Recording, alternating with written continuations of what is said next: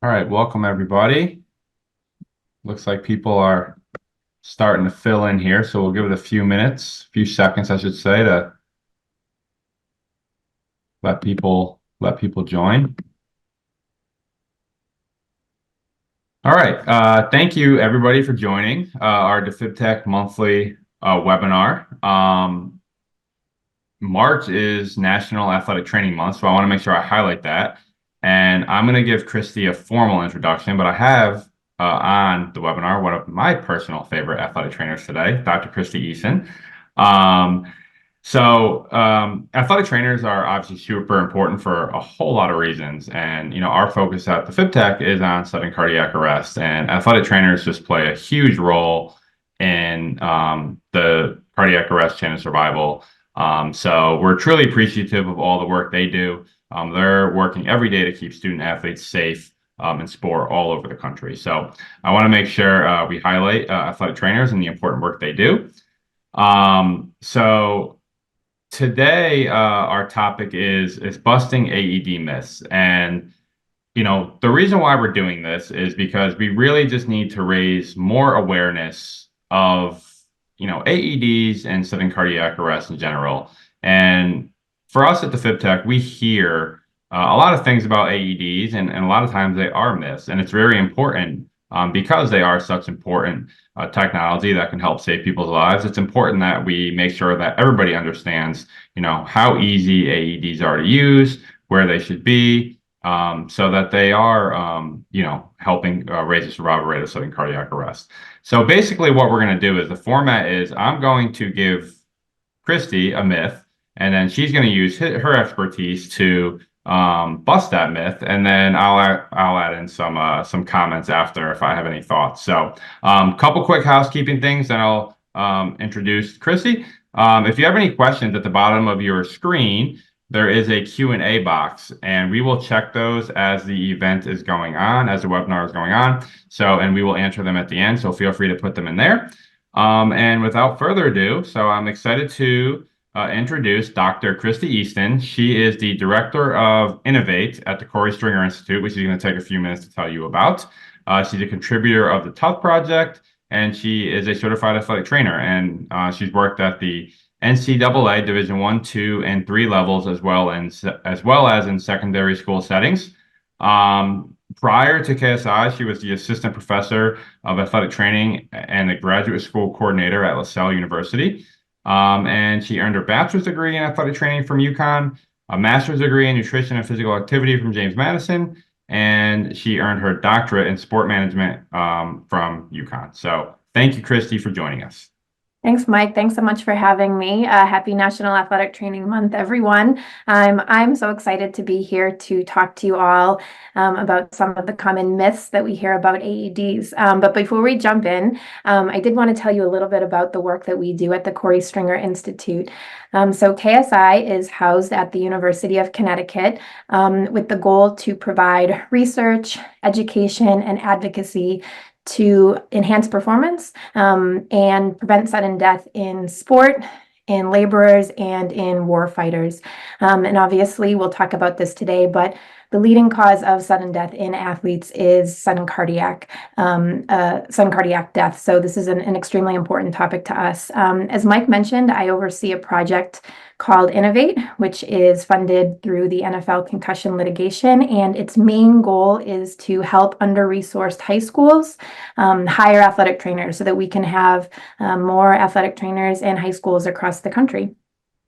Awesome. And we're a proud sponsor of the Korey Stringer Institute. And, personally, I'm always inspired by all the great work that you all are doing. So, all right, so we'll jump right in. So I'm like, looking at my list here, and a lot of these for you and me, Christy, like make us roll our eyes sometimes, but we won't do that today. But we'll, the first one is, the myth is that sudden cardiac arrest is rare. Yes, I'm going to do my best to try not to roll my eyes. So this is probably the one myth on this list that I want to debunk with a huge exclamation point, because I think when we think something is unlikely to happen, we're less likely to prepare for it. So sudden cardiac arrest is not rare. There was a report that was released in 2018 from the American Heart Association that let us know that there are over 365,000 sudden cardiac arrests that happen out of the hospital every single year. And sadly, 60–80% of those individuals die before they reach the hospital. So sudden cardiac arrest is not rare. Perfect. All right, next one. Young, healthy people don't have heart disease and don't suffer sudden cardiac arrest. Yeah, another myth. I feel like we should have like a little sound. So yeah, when we think of heart disease, I think it's pretty natural that we tend to link an unhealthy lifestyle with heart disease. And although that certainly can contribute to heart disease, we also know that that heart disease can be hereditary or congenital, something that you either have in your genes or something that you can be born with. And as I mentioned, sudden cardiac death is the leading cause of death in athletes. There's a lot of research on this. There was a study published in 2014 that showed that conservative estimates of sudden cardiac arrest in athletes was 1 in every 80,000 athletes. We know that men, African American athletes, and basketball players are at greater risk for sudden cardiac arrest. It's important to remember that if an individual has a congenital or hereditary heart disease, sometimes the only warning sign or symptom that you have is the actual collapse, the sudden cardiac arrest, which is why it's so important to have preventative screenings like family and personal medical history, and also ECG screens. So yeah, sudden cardiac arrest can happen in athletes, and sudden cardiac arrest is not rare in athletes. We know that every year there's about 100 cases of sudden cardiac arrest in high school athletes. Definitely. And just to add on that, I mean, we saw, I mean, in the last year, we've seen two very prominent young athletes have a sudden cardiac arrest. And, you know, in addition to the hereditary diseases, you know, like there are things that can cause it for someone that doesn't have an underlying condition, like, you know, getting hit in the chest. So it definitely is not rare, and it does happen to people of all ages. So, all right. So let's talk about AEDs a little bit. So first big one is a lot of people think that AEDs are hard to use. Yeah, this is not true. And I give a lot of credit to the manufacturers of AEDs because they have set this device up to be extremely user-friendly. All you have to do is turn it on, and the device will walk you through the steps in order to help save an individual's life. Even the pads have pictures on them to show you exactly where to place them. So the machine is very user-friendly, and AEDs are not hard to use. Yeah. I know we use the slogan a little bit in our marketing, but sometimes we would just say like keep calm and turn it on. Right. And if there's anything that you need to remember about an AED, it's as simple as that. Turn it on and let it speak to you and let it tell you exactly what to do. Yeah, it Um, literally walks you through everything. yep. Okay, so moving on. So a myth here is that I can hurt somebody by providing a shock to someone who doesn't need a shock. Yeah, and I can certainly understand why this is a valid concern. If someone is down on the ground and we think they have a sudden cardiac arrest, or maybe we're not sure if that's why a person is down on the ground, maybe we hesitate to apply the pads because we're worried that we'll shock them and they didn't need it. But the thing that's really amazing about an AED is that not only is it a treatment, it's also a diagnostic tool. So what that means is that when you put the pads on a person, the machine is analyzing the heart rhythm. And if you put the pads on a person, if they don't need a shock or they have a rhythm that won't help or won't be helped by a shock, the machine will not provide a shock. So you cannot hurt someone by putting pads on. And just to add, if there's ever a situation where someone's unconscious, you don't feel a pulse, they're not breathing, and an AED is saying don't provide a shock, keep providing care, do CPR. But yeah, you cannot give a shock to someone and hurt them if they don't need it. Yeah, and I think that's a big thing that we've, you know, seen is that of course there needs to be more AEDs out there. They need to be in all public places, but compared to 20 years ago, there is more AEDs out there. But now the next obstacle is making sure that people understand exactly what you just said, is that they shouldn't be afraid to use them. And although they are a medical device, they are designed and made for the lay rescuer. So I think that that's really important. And again, like you said, big messages. You should not be afraid to use it, because the AED will not shock somebody if it's not needed.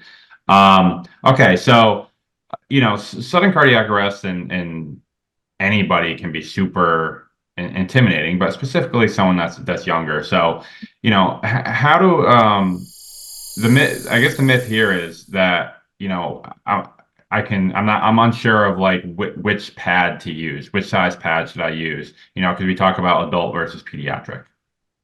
Yeah, I think this can be confusing because we can have adult or pediatric pads.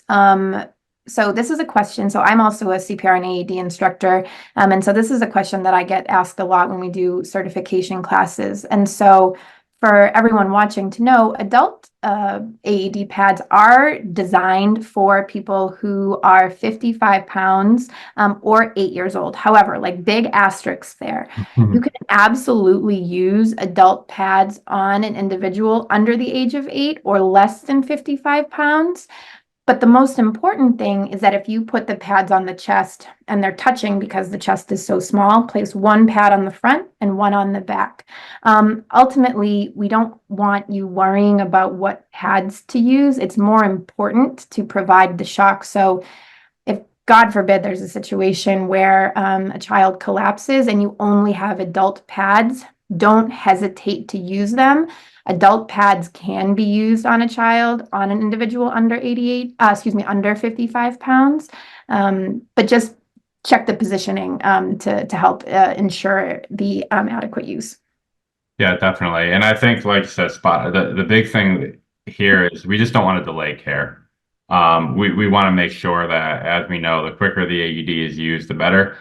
So we don't want to be spending a lot of time determining, looking for pediatric pads, or, determining if someone's 55 pounds or 60 pounds or 8 years old or 9 years old. We really don't want to delay care. We want to use the AED as quickly as possible. Okay, so next myth is that it is very expensive to buy and to maintain an AED. Yeah, so I'll let Mike talk a little bit more about the details of the actual cost of an AED and the maintenance, but I'm going to flip that around with the question on what is the value that we would put on a human life? And I think when you put that in context, we have to, especially in my area, when we talk about sport, we have to think about where we're allocating our budget. And the cost of an AED, which is going to last for a long time, is minimal in comparison to the potential loss of life. And so I think I would ask everyone, what is it worth to have a life-saving device? Also, when you're looking at your budget for athletics, or if you are an organization, it's going to be a small percentage of your overall operating budget. Yeah, and I can add in a little more. So, to your point, I mean, I think, and we talked about this a little bit before the call. It's very interesting sometimes to see where people prioritize funding. Um, and yes, these devices, you hope they never have to get used, but in the moment that they're needed, they do need to be there. And what we tend to see from time to time is we don't want people to be reactive, in that we don't want people to like wait for something to happen and then say, "Oh my gosh, I need one of these machines." Right? We don't want it to cost somebody's life, or even we don't want somebody to almost, not survive because an AED wasn't present. And then again, then an organization saying, "Oh, I need one of these machines." What we want to see is people being more proactive, right? It's very clear now, that it's less of a question of if cardiac arrest is going to happen. It's more of a question of when it's going to happen, and that device does need to be there. In terms of cost, I mean, the cost has gone down over years, and without getting into a ton of specifics, you know, AED costs are manageable now, and in terms of maintaining the AED, we're really looking at you're not looking at having to buy a whole new device like every few years, right? You need to get the device, and then you need to maintain it, and that means the pads are 2-year expiration, and then the battery is a 4 or a 5 year typical industry standard expiration. So really, over the course of 5 years, you're looking at replacing a battery once and the pads twice. So it's very manageable. And again, and to your original point, I think it's just important that we're looking at where we're allocating funding and making sure that we are prioritizing a device that could potentially save somebody. So, okay, so great. Moving on, and just a reminder to everybody, if you have any questions, you can definitely throw them in the chat below. Yeah, so we'll move on. So next myth is that I should keep my AED locked from the public if it is outdoors so it doesn't get stolen. Yeah, so one of our projects, the Tufts project that you mentioned, it gives us the opportunity to interact with a lot of people in the community, and this is a concern that I've heard consistently when we talk about access to AEDs. So what I can say is that yes, this is a concern, but there's not a lot of evidence to suggest that AEDs are an item that's commonly stolen. There was a report in 2019 that was published in the journal Resuscitation, and they provided data that showed a total of 9 AED thefts happened in the entire country during the period that they examined, and that represented 7 different US cities. There was another study that was published in 2023 that found if AEDs are placed in areas that are well known to the community, it reduces the risk of theft. So the 2 studies basically concluded that AED theft is rare and that vandalism almost never occurs. What I would also say is that an AED that's not accessible is not usable. And so we want to be really careful that we're placing AEDs in an environment in which a bystander would be able to use them. And if they're locked, that kind of defeats the purpose of the AED. So we certainly understand the concern, but there are a lot of things that you can do to help protect the safety. And we also know that AED theft is extremely rare. Yeah.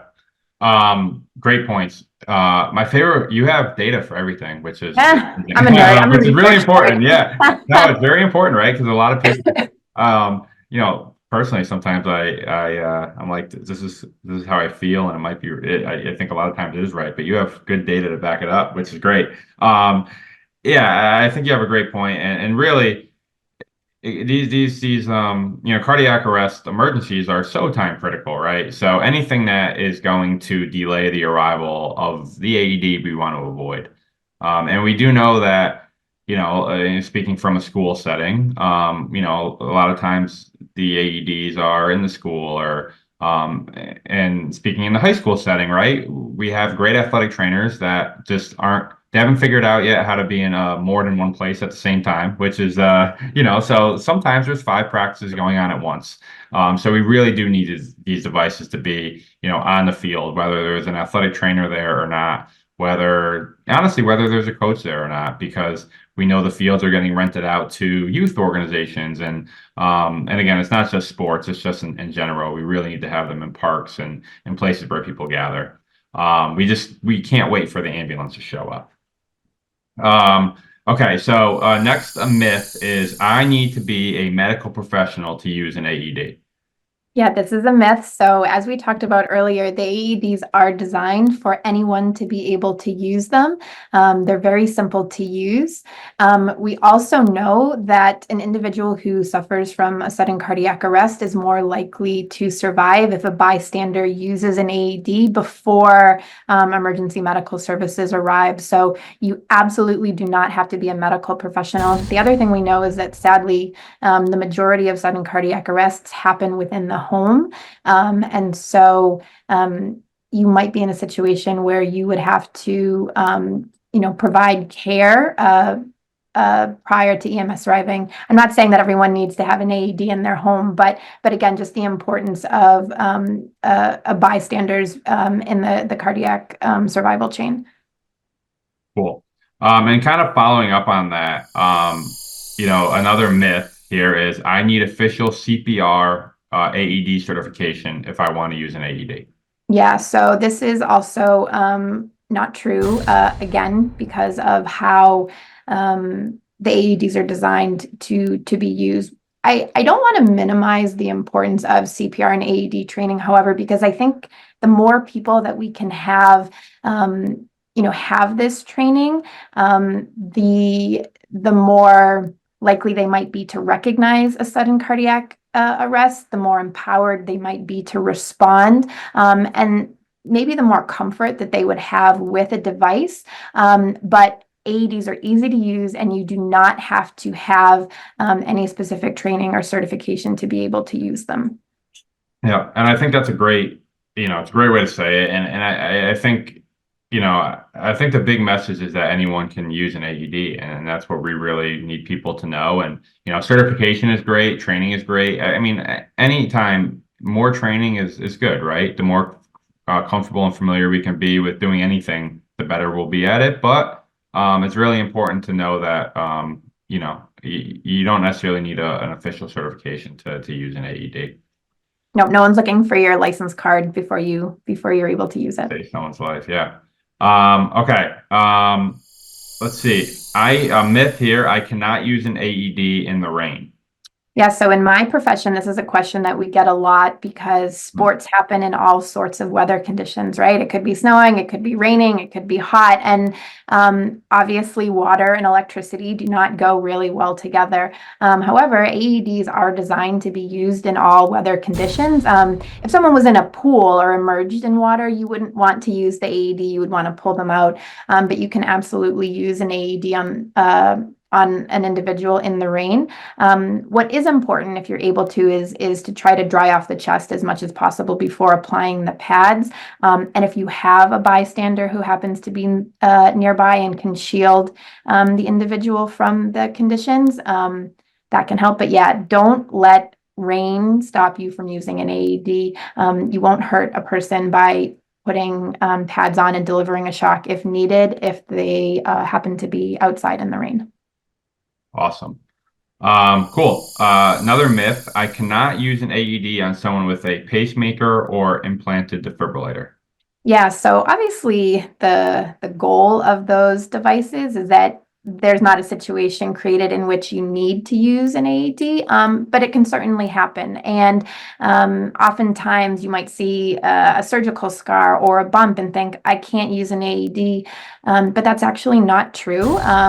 If a person with an implantable device is in sudden cardiac arrest, that means their device is not functioning properly. And so you want to use the pads. The one thing that you want to consider is trying not to place the pads directly over the device, but this really shouldn't be an issue because most devices are implanted on the upper left side, and pad placement for the AED is upper right and lower left. Yes, you can absolutely use an AED on someone with a pacemaker or an ICD. The goal is to just not have the pads directly over the device. Perfect. Okay. Moving on. Myth. I cannot use an AED on a woman that is pregnant.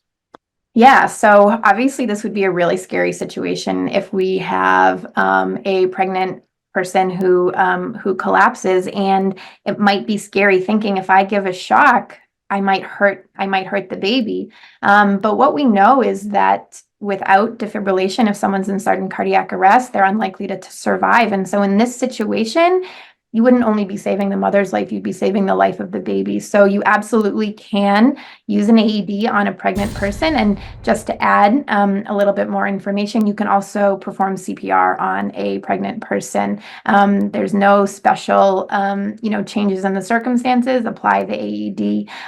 When you call first responders, it would be helpful information to let them know that the patient is pregnant so that they can prepare. But yeah, this is an opportunity to save two lives. So don't hesitate to use an AED on a pregnant person.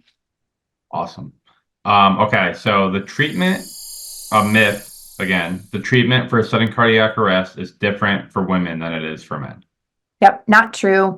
You want to treat all patients, regardless of age, gender, race, ethnicity, the same. Defib Tech does a great job highlighting this information, but no matter who the patient is, the cardiac chain of survival is the same. So you want to activate the emergency response, provide early CPR, rapid defibrillation, then advanced care, post-cardiac care, and then recovery. So it doesn't matter, man, woman, child, adult. It's the same for everybody.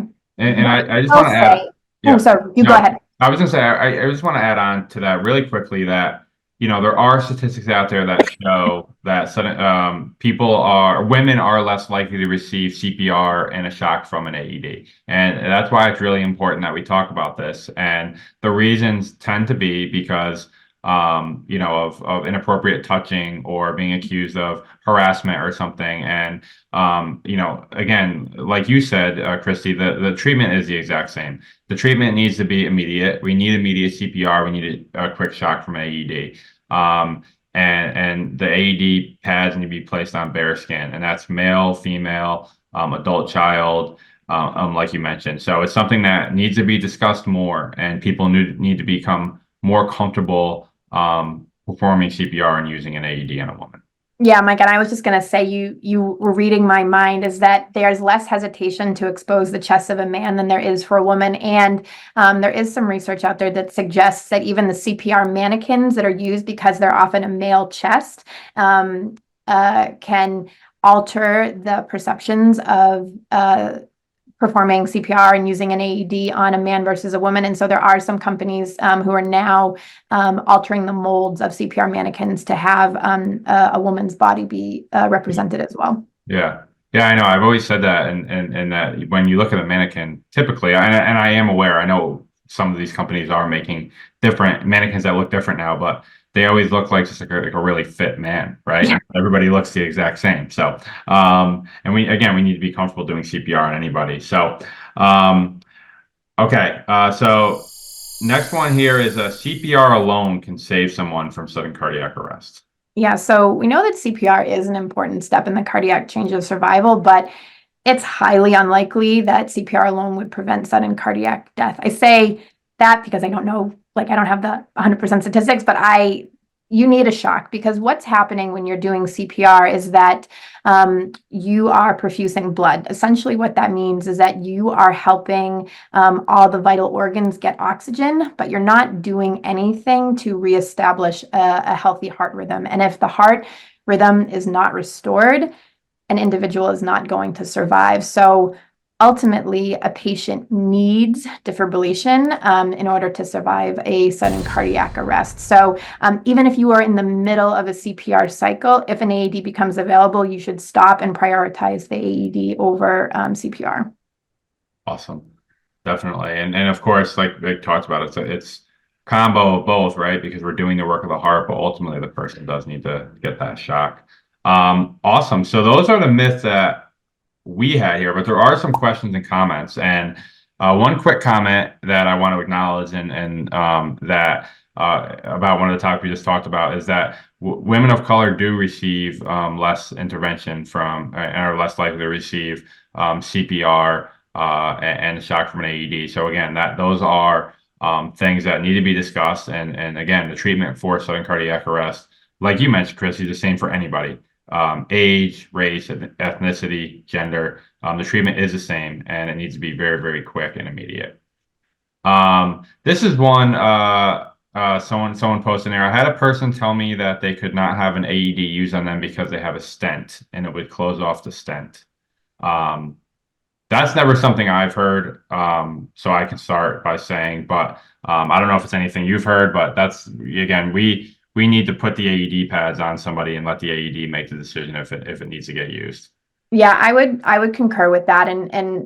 So although I am not an expert in stents, what I can say is that in other catastrophic events that we might come upon as an athletic trainer or as a healthcare provider, the sudden cardiac arrest always takes precedence. So if I have a victim with an exertional heat stroke, but they go into sudden cardiac arrest, I'm always going to prioritize the restoration of normal heart function. So in that situation, put the pads on and let the machine make the decision. And then obviously be very clear with first responders what any medical condition is. But if you have a person in sudden cardiac arrest and you don't apply the pads and deliver a shock if needed, the chances of survival are highly unlikely. And I would just add is that survival is the main priority. And if it closes off the stent, then advanced medical services are going to address that issue.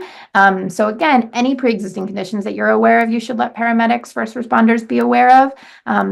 But you always want to prioritize the cardiac rhythm. Definitely. And for like a lay rescuer, I mean, again, the chance of survival is, we're not really in a position, unless we know pre-existing things, but we're not in a position really to diagnose, do anything other than, is the person responsive? Are they not responsive? Let's start CPR, let's get the AED, let's do what the AED says to do, and then when the fourth step happens, when the ambulance shows up, let's let the experts take over. A good someone added a myth for us, which is a good one that I didn't think about. The more expensive the AED, the better the AED. And I'm I'll happy let to you talk through answer that that. one, Mike. Yeah. Okay. All right. So the simple answer is just that, like, the best AED is the closest AED. So that's the best way I think I can put it. All AEDs they're class 3 medical devices. So they go through a very, very extensive process through the FDA to even get approved to be able to be put out there. Even when, like, adding features and coming out with new products, like, once you put out your first AED as a company, it doesn't mean you can just start, you still have to go through this, like, long regulatory process. So honestly, the best AED is the closest AED. All AEDs are that you see in a community setting, you turn them on, they talk to you, they tell you exactly what to do, they analyze heart rhythms, they determine if a shock is needed, and they will provide the shock if it is needed. So that is a myth. The best AED isn't necessarily the most expensive AED. The best AED is just the closest AED. Um, cool. All right. So a couple other ones that came up about cabinets, the cabinet discussion. So research, this is a comment and a question. And I don't know if we are going to be able to pull this rate, but just the comment was, research in the UK gives the level of theft and vandalism in the UK is around 0.5%. And that was based on a study of about 60,000 AED sites in 2023. And the question was, what is the rate elsewhere? I don't know, Christy, if the study that you mentioned has that rate, but I do know it seems like the rate is very low. Yeah, so the study that I looked at was a national study within the United States, published in 2019. And unfortunately, they didn't provide incidence rates. They just said in total nine thefts in 7 cities. However, because they didn't say the exact number of AEDs, I wasn't able to do an incidence rate report, but they did conclude that it was extremely rare. Cool. Another comment was, again, in the UK, they lock most of their AED cabinets outdoors, but they're activated by ambulance services. Mm. And it's very, very, very good system. And I've seen it put in place. And basically, the delay of a lock is about 6 seconds. And the question is, how common are lock cabinets outside of the UK? So I'm going to start, and I think what Christy and I were kind of getting to is more like, you place an AED at the Little League field and you put it in the concession stand, the concession stand's locked, and they're having a practice, and the coach that's hosting that practice doesn't have a key to the concession stand, so they don't have access to the AED. So that's number one, first and foremost, what we're trying to avoid. I think that we see a mix of both, right? We do have some AED cabinets that are outside that are completely unlocked. We also do have cabinets that are activated by a code given by EMS. So I think there's a mix in here in the U.S. And again, I think ultimately the goal is, again, the quicker we can get the AED to the person, the better. And what we want to avoid is that situation where an AED is, locked in a park office or locked in a concession stand or locked somewhere where somebody at that location is not going to be able to have any sort of access to it. Yeah, and Mike, I think that's a really important distinction, right? The other thing that I will say is in the United States, um, because of our state government system, the registries for AEDs are a little bit different. So some states you can call EMS and they can tell you where the closest AED is. Other states, if they don't have an AED registry, they're not able to do that. So we also see a lot of discrepancies from state to state. Based on whether states have AED registries or not. But I would agree with you is that there's probably a combination of unlocked and then locked with codes or locked with key access that we see. Cool.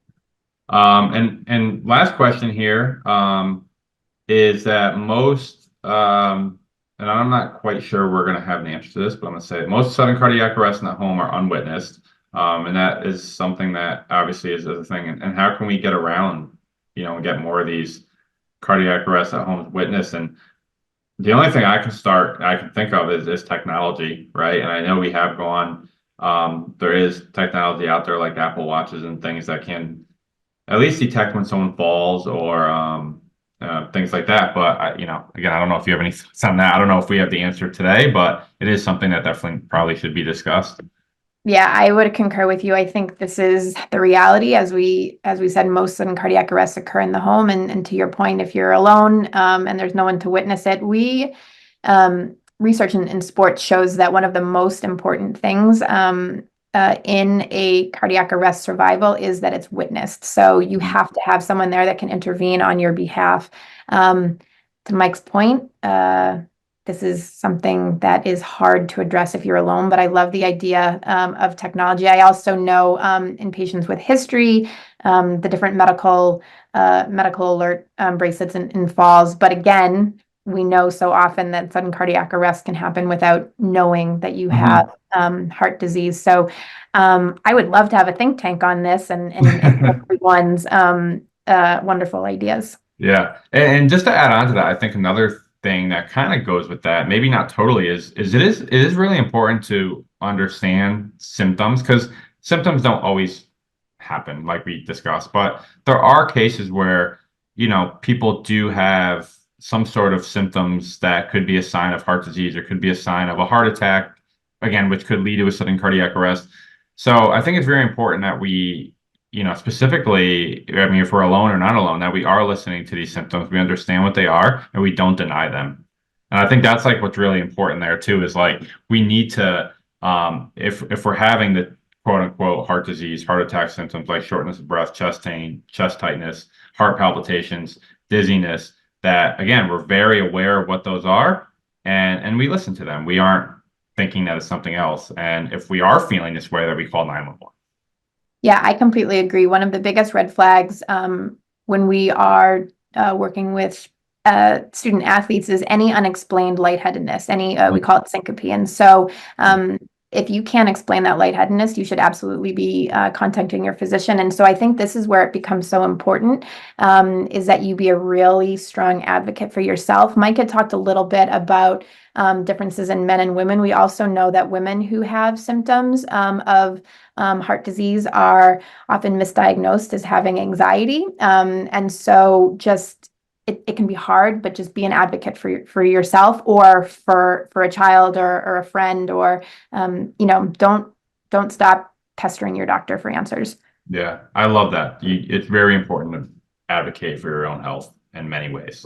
All right, so one question more popped in here, and it was just, does a lock cabinet increase or decrease the response time to defibrillation? And I think this kind of goes to what we were talking about. So again, if it's locked in a way that no one has access to it, that's bad. But there are systems out there like we talked about in the UK, and we have them here in the US as well.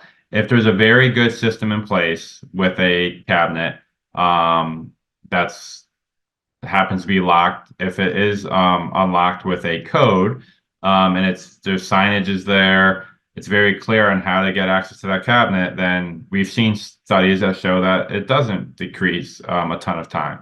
But again, that all needs to be in place. And that goes to having the complete AED program set up, not just placing an AED, not just throwing in a cabinet that's locked or unlocked. And again, making sure that all the boxes are checked so that in the cardiac arrest emergency, the AED gets where it needs to go as soon as possible. Yeah, and Mike, if I can add too, I think kind of going a little bit beyond that, so not quite answering the question, is I think the most crucial part is that people know where the AED is. So in sport, we advocate for the emergency action plan. One of my favorite stories comes from an athletic trainer who sadly had a sudden cardiac arrest in one of their athletes, and a coach on another field heard the dispatch call go through on the radio, and he knew that it was his job to bring the AED to the field. Now, they already had an AED on the field, but he knew that as part of his response in event of an emergency, he had to get the AED. So, having these plans in place, rehearsing things, this is going to help. And, this holds true for fitness facilities or other organizations. Have your employees know where the nearest AED is so that they know if a person collapses, they know where the AED is. And so it's not only just whether the AED is locked or unlocked, it's also knowing where it is, knowing what it looks like, and knowing that you should get it in the event of an unresponsive victim. Totally. That's a huge thing that we haven't touched on much, but the emergency action plan and the drill, right? We drill for a lot of things. We need to drill for cardiac arrest as well, because I think you said in the beginning, about 100 student athletes a year in schools go into cardiac arrest. So, and we know that isn't just limited to athletes, it happens to anybody. So we need to have a plan. It's like anything in life, I guess, right? If you have a plan and you practice it, the chances of you being able to execute it under a high amount of stress is just better. So cool. So I think that is it. I don't know, Christy, do you have anything that you want to add that we missed? I think we hit a lot of really good points. Yeah, I was so excited to be able to talk about this because I think the more information we can put out there about some of these myths, the more likely someone is to use an AED. So I was very excited to be able to be a part of this, and just thank you all for your questions. They were amazing, and I love what you said is that the best AED is the closest one. Definitely. Definitely. So last second question that came in, will you make this available to share on social media? Yes, totally. We are recording this. It will be up on our DefibTech YouTube page. We will be rebroadcasting on social media, so there will be a link that you can pull from YouTube and share. So good question. Should have mentioned at the beginning. And yeah, again, Christy, thank you so much for your time and your expertise and for all the work you do with KSI and everything else in your life. And again, thank you everybody for joining. Make sure if you see an athletic trainer, you wish them a happy athletic training month, and everybody have a great day. Thank you.